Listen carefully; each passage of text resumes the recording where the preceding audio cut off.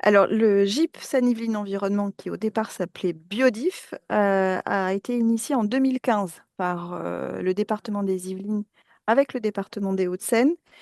Leur besoin, c'était de pouvoir assurer la levée des freins du développement du territoire, que ce soit du développement économique ou du développement de routes, d'infrastructures, de services. Et donc, cette levée des freins, ils étaient multiples, dont la question de l'autorisation environnementale, qui pouvait générer des délais relativement longs de traitement, notamment parce que c'était mal compris par les opérateurs, les aménageurs, et qui du coup mettait en difficulté le lien entre les aménageurs et les services instructeurs, avec des délais qui pouvaient parfois partir sur 4 ou 5 ans et générer beaucoup de crispation et des surcoûts en termes de bilan économique de ces opérations, à la fois parce qu'on avait des durées très longues, et puis parce que mal anticipé, et donc avec des effets de compensation relativement élevés. Le foncier étant ce qu'il est dans les Hauts-de-Seine et les Yvelines, c'était difficilement soutenable. Donc leur idée en 2015, qui s'est concrétisée par la création du groupement d'intérêt public en 2018, c'était d'offrir au public, mais également au privé qui représentait un intérêt stratégique pour les territoires, une offre d'accompagnement public pour la prise en compte de ces sujets dans les opérations d'aménagement sur la séquence ERC. Qui fait que 2024, c'était 134 hectares de travaux qu'on a menés, 67 hectares en gestion. Voilà à peu près la dimension de notre activité sur le territoire, donc Yvelines et Hautaine.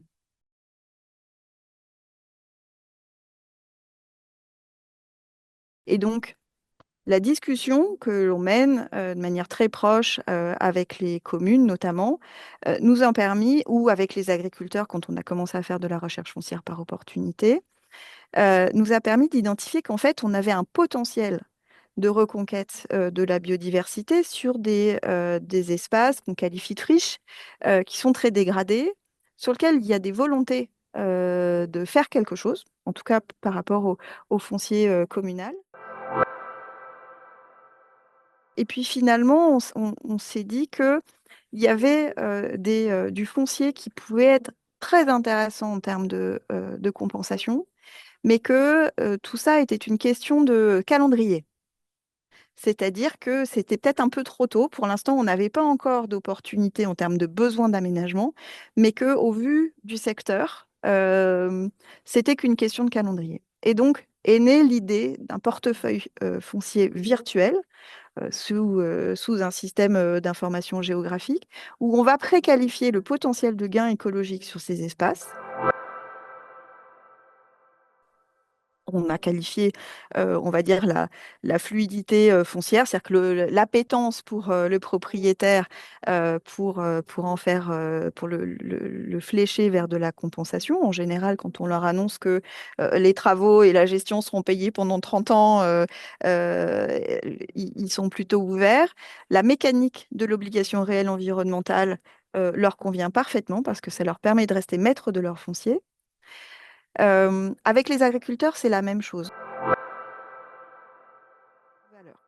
Et on s'est posé la question de comment on arrive à flécher une forme de manne financière que représente la compensation et sortir de l'image que la compensation en zone agricole, c'est du triple perdant. Nous, notre volonté, c'est de faire en sorte que dans la manière dont on va concevoir les mesures de compensation, on va plutôt aller flécher vers leurs parcelles qui sont peu productives, en gros, sur lesquelles ils font des récoltes une fois sur trois, les mouillères, donc qui sont intéressantes aussi en termes de milieu écologique, ou de reconstitution de haies, où on va avoir un gain, un bénéfice à la fois en reconstitution de trame, mais également de réponse aux besoins de compensation, mais également en termes de gains sur la protection des cultures.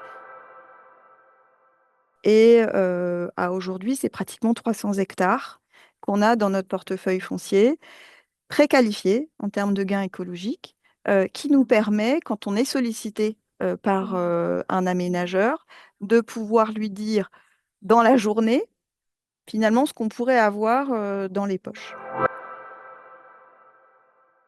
Donc là, j'ai un exemple au Loges en Josas où on a acheté une forêt qui jouxte, qui a une frontière commune avec un ENS. Donc on est allé chercher une ZPENS en milieu forestier qu'on a acquis, dont le plan de gestion est parfaitement homogène avec le plan de gestion de l'espace forestier qui est jouxte, et dans 30 ans, qui sera confié. Donc, en gros, le NS aura doublé officiellement, même si, de fait, il a déjà doublé parce que les opérations ont eu lieu.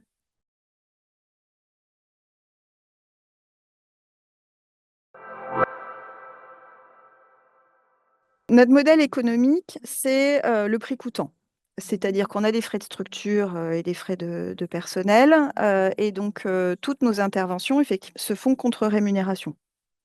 On est subventionné par personne. Par rapport à cette banque foncière, qui est un peu le sujet de votre interrogation, ça ne marche que parce qu'en fait, on a l'activité qui va autour. Comment nous, on se finance? Le fait d'avoir un portefeuille foncier fait que les aménageurs vont plutôt venir nous voir parce qu'ils savent qu'on a accès à un foncier important parce que les gens nous appellent, ils nous connaissent. Donc, on a une capacité de leur proposer des choses qui sont préqualifiées assez vite. C'est aussi l'occasion de faire travailler notre équipe en assistance à maîtrise d'ouvrage, pouvoir faire le lien, qualifier le besoin en matière de compensation et de pouvoir bien flécher le foncier, qui donne l'opportunité aussi de se positionner en AMO. Si peux le caricaturer comme ça, c'est un peu notre produit d'appel.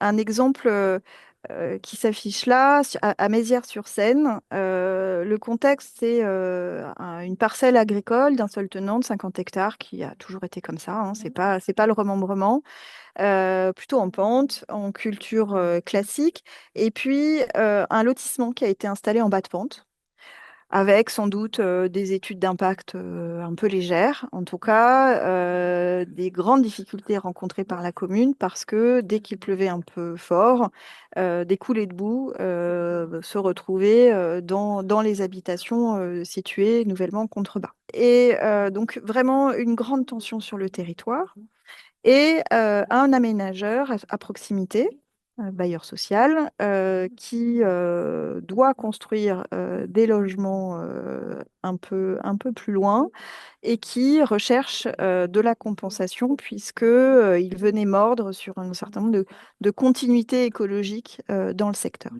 Et c'est là où on intervient.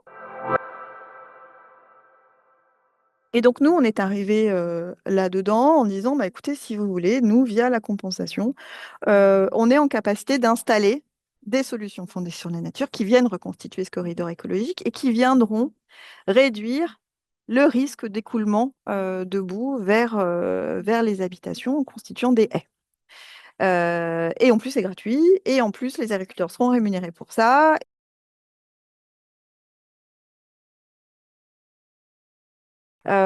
Oui, il y a un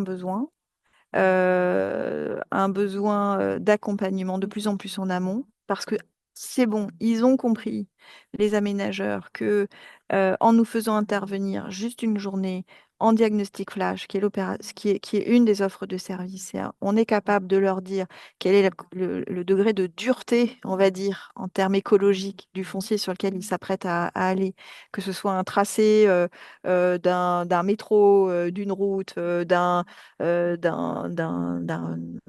bâtiment, on est capable très vite de leur dire si vous avez le choix entre trois parcelles, celle-là c'est la moins compliquée, et celle-là, le bâtiment, il faudrait peut-être plus le mettre nord-sud plutôt que est-ouest, voilà, par exemple. Et donc, ça, c'est des toutes petites activités, mais qui sont déterminantes par rapport à l'impact environnemental et la capacité à agir des collectivités sur leurs investissements, en tout cas les aménageurs.